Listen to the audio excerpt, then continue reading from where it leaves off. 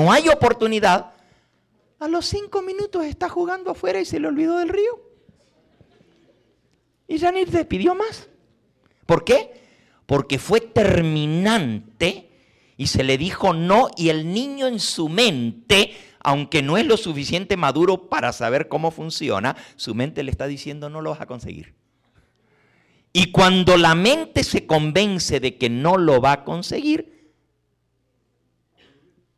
gives up, deja eso de lado y se va a otra cosa, se concentra en otra cosa. Así es con nuestros hábitos. Así es con todo lo que nosotros hacemos en nuestra vida. Y el libro dice que es una ley de la mente, que mientras el objeto deseado tenga la posibilidad de conseguirse, se va a seguir insistiendo hasta lograrlo. Pero si el objeto deseado es imposible de conseguir, la mente va a otra cosa y se olvida. Hermanos, cuando nosotros queremos dejar de hacer algo malo y no lo podemos dejar, no es que no podemos, es que en algún lugar recóndito en nuestro corazón sabemos que lo vamos a seguir haciendo y no estamos dispuestos a dejarlo. Y como la mente sabe que existe la posibilidad de que cedas una vez más en aquello, y las racionalizaciones siempre van a existir. Es que es una vez más, es que esta vez lo hice por esto, es que, pero no lo voy a hacer más, pero esta es la última vez. Nunca hay una última vez mientras tú pienses así. Pero cuando tú tomas una decisión y tú dices, no más, y se acabó. No quiere decir con eso que el deseo se te va a ir. Pero la mente dice, no lo vas a conseguir. Nuestro problema es que no tomamos decisiones en favor de lo que es correcto. No somos terminantes. Es como el fumador. Cuando el fumador sabe que se va a fumar uno, va a seguir y va a seguir. Pero cuando dice no más, es no más. Y se acabó. Y miren, por más que le pida, como tomó una decisión, esa decisión lo fortalece. Ahora, nosotros no tenemos el poder en nosotros mismos de vencer. Por eso es la obra del Espíritu Santo. No somos nosotros los que lo logramos. Dios tiene el poder para darnos. Pero el Espíritu Santo trabaja de acuerdo a nuestro deseo y consentimiento. O sea, hasta que yo no consienta, el Espíritu Santo no va a hacer la obra. Yo tengo que querer y yo tengo que decirle, sí, Señor, hazlo. Ahí es cuando Dios va a actuar. Y muchos de nosotros no entendemos cómo trabaja el Espíritu Santo. Hermana.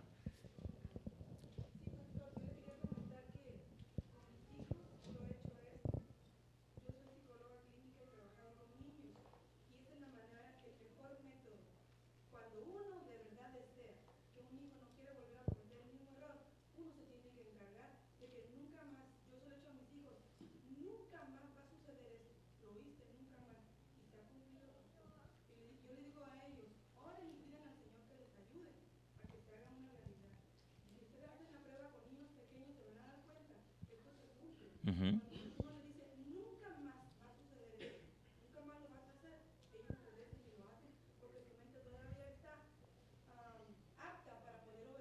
Uh-huh. Sí, así funciona nuestra mente. Entonces, cuando nosotros decimos que no podemos es porque hay algo en nosotros que no quiere. Y Dios no nos va a obligar, hermanos. Si nosotros no somos hacedores de la palabra, no es porque hay falla en la palabra, porque la palabra de Dios es viva y eficaz, más penetrante que espada. Las palabras que yo os he hablado, dice el Señor Jesús, son espíritu y son vida. O sea, si en la misma palabra viene el poder para hacerlo, dice la mensajera del Señor que todas las órdenes y los mandatos de Dios son habilitaciones. No son prohibiciones, son habilitaciones. Miren, por ejemplo, les voy a dar un ejemplo con los 10 mandamientos. ¿Ok? nosotros decimos que los 10 mandamientos dicen: no tendrás otros dioses delante de mí, no te harás imagen, no tomarás el nombre de Dios en vano. Prohibiciones: no matarás, no cometerás adulterio. Los mandamientos de Dios son mandatos, pero en el mismo mandato viene la habilitación o el poder para hacerlo. Solo que nos olvidamos de que los mandamientos no comienzan así. Siempre dejamos fuera el primer versículo de los 10 mandamientos, y ahí es donde está nuestra falla. Si ustedes abren en Éxodo 20, se van a dar cuenta que los mandamientos no comienzan diciendo: no tendrás otros dioses delante de mí. Miren cómo comienzan los 10 mandamientos. Éxodo capítulo 20. Ahora sí les despertó el interés, porque siempre los citamos a medias a los 10 mandamientos. Pero no comienzan así. Miren cómo comienza. Dice el versículo 1 de Éxodo capítulo 20. Y habló Dios todas estas palabras diciendo. Y de ahí para adelante es donde comienza lo que Dios dijo. Yo soy Jehová tu Dios, que te saqué de la tierra de Egipto, de casa de siervo. Dios primero se presenta a él y dice: mira, yo soy Jehová tu Dios, y ya tuviste lo que yo hice. ¿Quién te libró? ¿Quién te sacó? Ya no eres más esclavo. Yo te liberté. Porque yo soy tu Dios, no tendrás otros dioses delante de mí. No es una orden, es una promesa. Como yo te liberté, ya no vas a tener más dioses delante de mí. Ya no te vas a hacer imágenes ni ninguna semejanza de lo que hay arriba en el cielo, porque no estás esclavo en Egipto. Yo te liberté, por eso no tendrás imágenes. No tomarás el nombre de Dios en vano, porque yo soy Jehová tu Dios. Dios es quien nos fortalece para poder cumplir esos mandamientos. Cada mandato de Dios es una habilitación, y en la misma palabra de Dios viene el poder para poderlo cumplir. Así como la semilla. La semilla trae el germen en sí misma. ¿O acaso el hombre la puede hacer crecer? No, tú siembras la semilla, pero en la misma semilla viene ese poder que es el poder de la vida, y es algo maravilloso, como Dios lo hizo. Y lo podemos ver en el mundo natural. Miren, en la tumba de Tutankamón, en el año 1922, encontraron que habían guardado semillas. Y por cierto, sorpréndanse, porque encontraron en la tumba de Tutankamón no solamente semillas de arroz y semillas de trigo, sino semillas de maíz. Y nosotros que decimos que el maíz es autóctono de América y que los indios americanos fueron los primeritos que usaron maíz, en la tumba de Tutankamón, que data de 2500 años antes del nacimiento de Cristo, encontraron semillas de maíz. Y saben, las sembraron y sorpréndanse, brotaron. 2500 años antes de Cristo, más los 2000 que llevamos ahora, 4000 años de vieja la semilla, y cuando la sembraron, brotaron. ¿Por qué? Porque tiene el germen de la vida. En la misma semilla está el poder para llegar a ser una planta. Y como esa semillita tiene todo el código genético para que cuando comience a crecer, cuando tiene las condiciones correctas, el sol, el agua y la tierra, brota y hace una planta a la semejanza de donde ella vino. Se reproduce, forma la planta y puede dar más semillas y seguir produciendo. Ahora, si una semilla tiene el poder de hacer esto, la palabra de Dios es esa simiente que Dios pone en nosotros para hacer posible que nosotros seamos transformados a su imagen. Dice el apóstol Pedro en su epístola, dice allí en Primera de Pedro, en el capítulo 1, en el versículo 23, siendo renacidos no de semilla corruptible, sino de incorruptible, por la palabra de Dios que vive y permanece para siempre. Porque toda carne es como hierba, y toda la gloria del hombre es como la flor de la hierba. La hierba se seca, la flor se cae, mas la palabra del Señor permanece ¿por cuánto? Hermanos, es como la semilla, el germen de la vida lo puso Dios. Y no importa cuánto tiempo pase, allí está el germen de la vida. Entonces, la palabra de Dios trae en sí mismo el poder para hacerla germinar. No digamos jamás que no podemos, porque Dios da el poder. Lo que pasa es que no queremos. ¿Cómo dijo el apóstol San Pablo? Filipenses 4:13, se lo saben de memoria. ¿Cómo dice? ¿Todo lo qué? ¿Se lo saben en inglés? ¿Alguno de ustedes? ¿Cómo dice en inglés? I can do all things. That's right, even the child knows it. I can do all things through Christ who strengthens me. Pero noten cómo dice el versículo, I can do all things. ¿Quién lo va a hacer?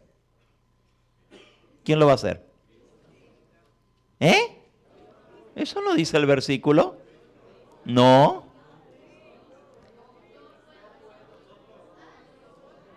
¿Quién lo va a hacer? I can do all things. Ah, no dice que Cristo lo va a hacer. ¿Quién lo va a hacer? Todo lo puedo. Lo que pasa es que en español no está tan obvio porque dice todo lo puedo. Pero si lo ponemos en una gramática un poquito diferente, dice yo puedo hacer todo en Cristo que me fortalece. Todo lo puedo. ¿Se está hablando de quién? De mí. Pero pongámoslo más claro en la gramática. Dice yo puedo hacer todo en Cristo que me... Ahora, ¿cuál es la parte de Cristo?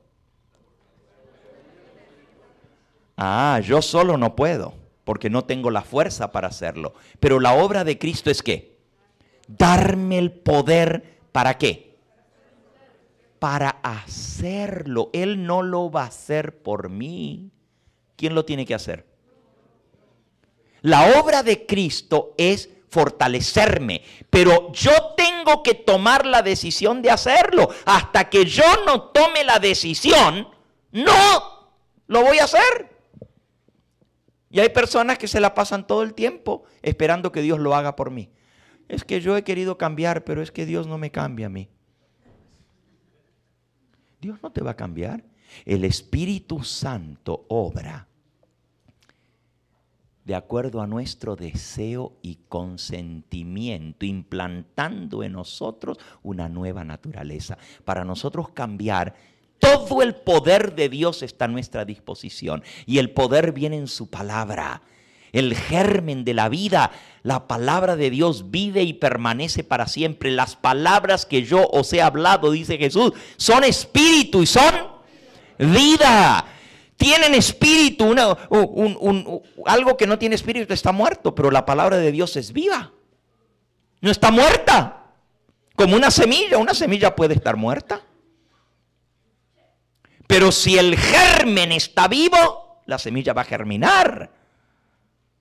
Muchas cosas pueden destruir el germen en una semilla, pero mientras el germen esté vivo, la semilla está viva, aunque por 4000 años no haya crecido.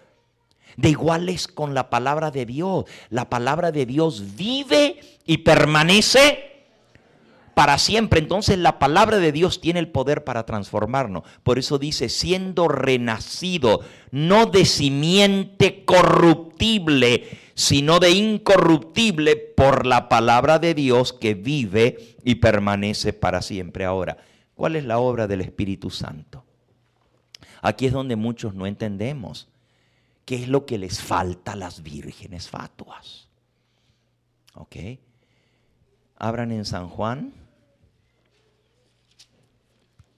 en el capítulo 16.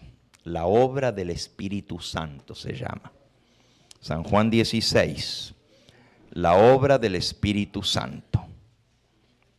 Dice así.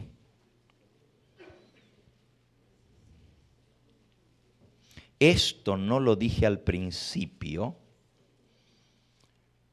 porque yo estaba con vosotros. Versículo 3. Pero ahora, San Juan 16, versículo 5. Leí la segunda parte del 4. Dice, esto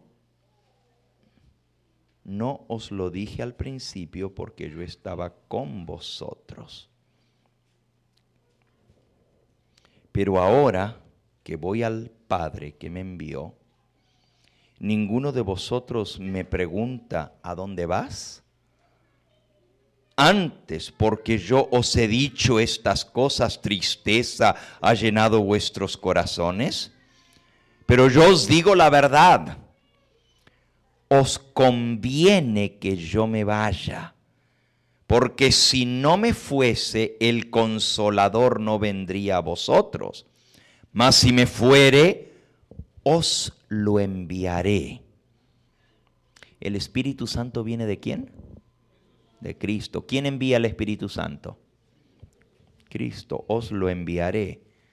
Y cuando Él venga, convencerá al mundo de pecado, de justicia y de juicio. De pecado por cuanto no creen en mí.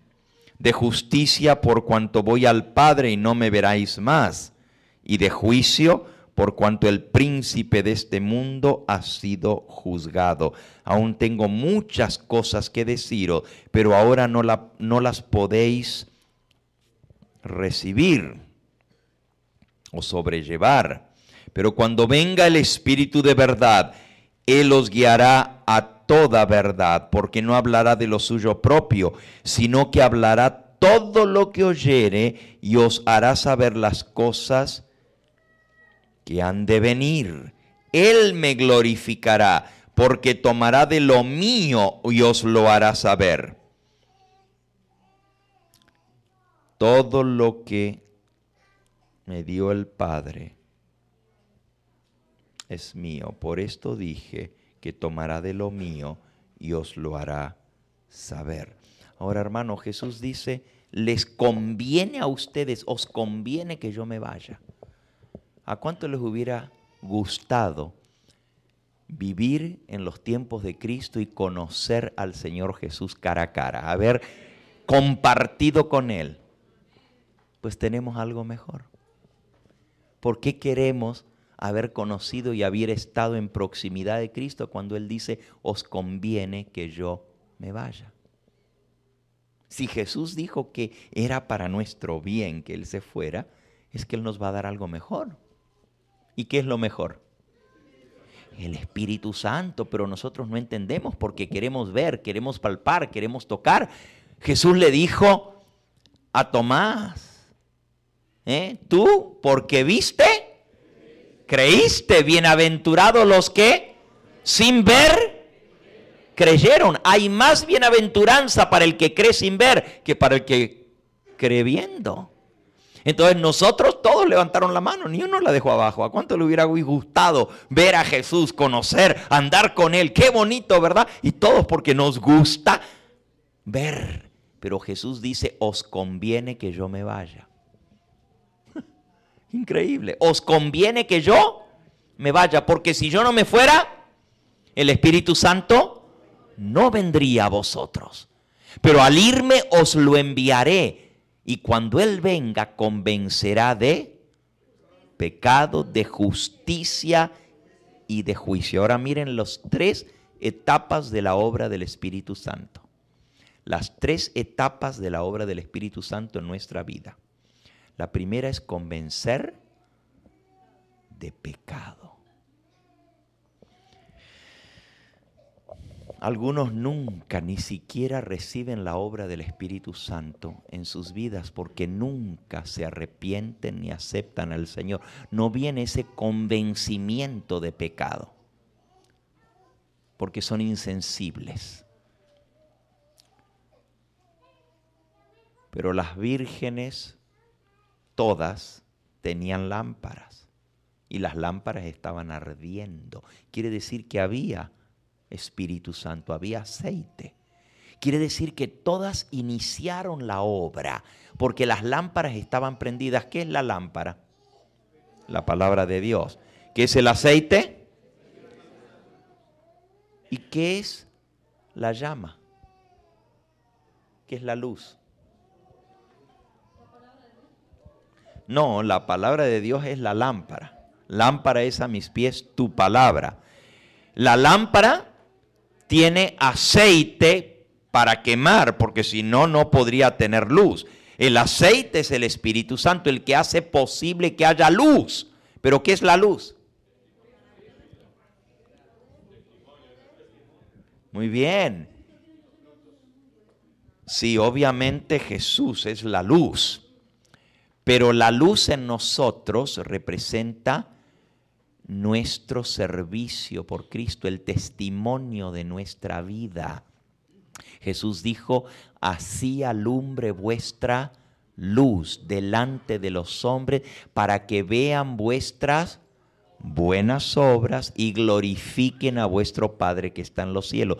La luz brillando significa que gracias a la obra del Espíritu Santo, por la palabra de Dios que nos dio el Espíritu Santo, nosotros estamos brillando para el Señor. O sea, hay testimonio en nuestra vida, hay algo que es diferente, hay una obra que Dios hizo, porque si no fuéramos igual que todos los demás que están en el mundo, que no tienen la luz brillando. Pero si nuestra luz está brillando, es porque el Espíritu Santo está haciendo su obra en nuestra vida. Ahora, no neguemos la obra del Espíritu Santo, pero el problema es que todas las vírgenes tenían sus lámparas y todas las vírgenes estaban ardiendo las lámparas. Cuando se asustaron fue cuando la lámpara comenzó ¿a qué?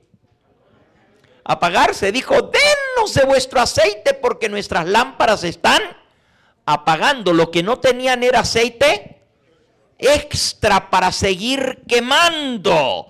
O se habían quemado hasta ese momento, pero les faltaba una etapa. Y el aceite extra es la misma obra del Espíritu Santo, haciendo la obra completa en nuestra vida. Ahora les voy a leer lo que es el aceite extra, para que entendamos un poquito más esto. De vuelta al libro Palabras de Vida del Gran Maestro, dice aquí: el Espíritu obra en el corazón del hombre de acuerdo con su deseo y consentimiento, implantando en él una nueva naturaleza. Eso fue lo que acabamos de recalcar. Les dije que si se olvidaban de todo, pero se acordaban de eso, van a tener el germen del sermón, van a tener la semilla. ¿Ok? Pero miren cómo sigue. Pero las personas representadas por las vírgenes fatuas se contentaron con una obra a medias, con una obra superficial. Ahora, no está diciendo que no hay Espíritu Santo, porque algo tenían, pero fue una obra a medias. Se contentaron con una obra superficial.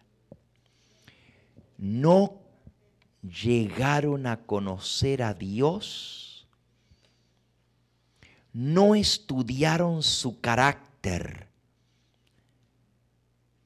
No se mantuvieron en comunión con Él y por lo tanto no saben cómo confiar en Él, cómo mirarlo y por la fe vivir. Su servicio a Dios degenera en formalismo. Este es el problema de las vírgenes fatuas. Hay servicio, pero es un servicio formal y a media. Es la odisea. Tibieza, no eres frío ni caliente. Ese es nuestro gran problema. Y hermanos, a menos que tengamos un buen diagnóstico de la enfermedad, no la vamos a poder curar. Si nos dan un diagnóstico malo, vamos a estar atacando lo que no es. ¿Qué problema cuando usted va con el médico y no da con la enfermedad que tiene? Porque lo trata por esto y no funciona, y le da otra medicina y no funciona, y le da la otra medicina y no funciona. ¿Por qué? Porque el diagnóstico no estaba correcto. Si tenemos un diagnóstico correcto, podemos atacar el problema y solucionarlo. Y el problema aquí de las vírgenes fatuas es,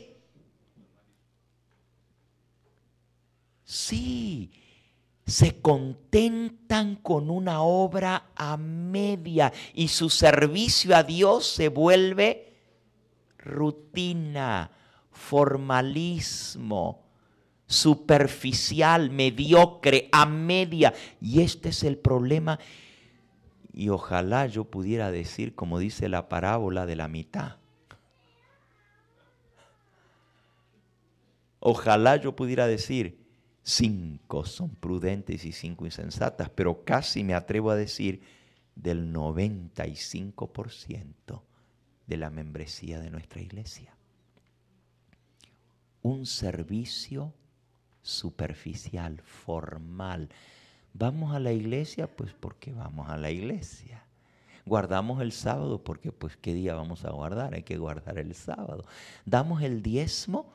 Bueno, porque si no Dios no me bendice y de todos modos el diezmo no es mío, así que lo tengo que dar. Formalismo, rutina.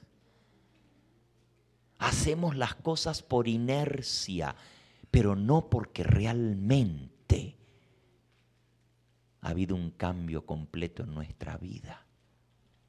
No porque realmente nos gozamos en hacer un servicio a Dios. Lo hacemos porque hay que hacerlo. Miren cómo dice. Su servicio a Dios degenera en formalismo. Léanlo. Por favor, busquen en Ezequiel, capítulo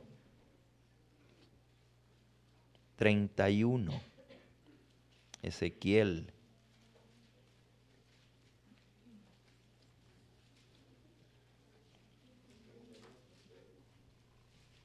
Versículo 31 es Ezequiel 33, 31.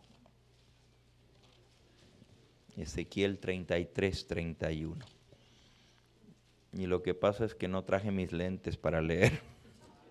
Ya me llegó la edad.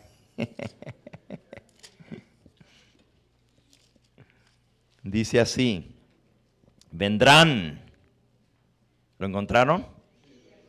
Ezequiel 33, 30.